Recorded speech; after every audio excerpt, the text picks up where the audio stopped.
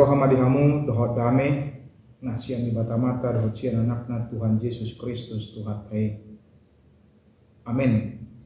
Selamat bertemu kembali melalui sapaan firman Tuhan yang boleh menyapa kita pada hari ini, hari Senin tanggal 7 Agustus 2023, yang terambil dari Yeskiel pasal 34 ayat 12. Demikian bunyi firman Tuhan.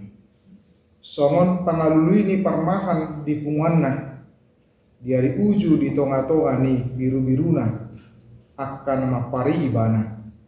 Suang songoni au mangaluli biru-biru kusubut. Jala paluoku nasida sian saluhut inganan parserahan nasidai. Uju di ariopun dohot taholomon maripot ipot. Seperti seorang gembala mencari dombanya pada waktu domba itu tercerai dari kawanan dombanya. Begitulah aku akan mencari domba-dombaku, dan aku akan menyelamatkan mereka dari segala tempat kemana mereka diserahkan pada hari berkabut dan hari kegelapan. Demikian bunyi firman Tuhan buat kita. Saudara-saudari, Bapak Ibu dan kaum muda yang dikasihi oleh Tuhan Yesus Kristus. Dalam Yeskiel 34 ini disampaikan tentang Tuhan sebagai gembala yang baik versus atau melawan gembala yang jahat.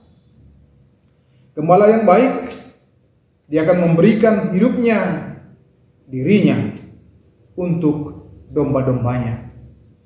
Sebaliknya, gembala yang jahat akan mengeksploitasi, memperdaya domba-dombanya, mencari kesempatan dari domba-dombanya untuk keuntungan bagi dirinya sendiri, untuk memperkaya bagi dirinya sendiri. Dia tidak peduli dengan domba-dombanya apakah kurus atau tidak, apakah sejahtera atau tidak, apakah aman atau tidak, apakah dia merasa nyaman atau tidak. Sebab gembala-gembala yang jahat, dia terfokus kepada dirinya sendiri. Gembala-gembala yang jahat, dia belum selesai dengan dirinya dan kepentingannya. Padahal seorang gembala yang baik, dia sudah selesai dengan dirinya, dengan kepentingannya. Karena ketika dia menjadi gembala, berarti dia sudah memfokuskan hidupnya, dirinya, pikirannya kepada domba-dombanya.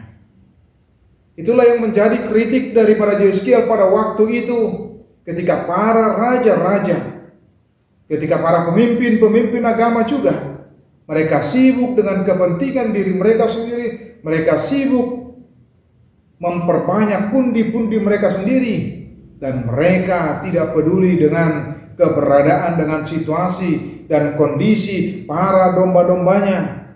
Apakah nyaman, sejahtera, tenang atau tidak. Dalam nats ini, yaitu Yeskiel pasal 34 ayat 12, Yeskiel menggambarkan Tuhan sebagai gembala yang baik, di mana disebutkan bahwa dia akan mencari, dia akan menyelamatkan domba-dombanya, dia akan mempertaruhkan segalanya, bahkan hidupnya dan nyawanya demi domba-dombanya. Ini menunjukkan tindakan gembala yang baik. Ketika disebutkan mencari dan menyelamatkan, berarti gembala itu adalah gembala yang proaktif, gembala yang berjuang, gembala yang berusaha, gembala yang mengupayakan supaya domba-dombanya itu tidak tersesat, supaya domba-dombanya itu tidak hilang, karena dia mencari dan menyelamatkan. Lihatlah perbedaan yang sangat drastis antara gembala yang baik dengan gembala yang jahat.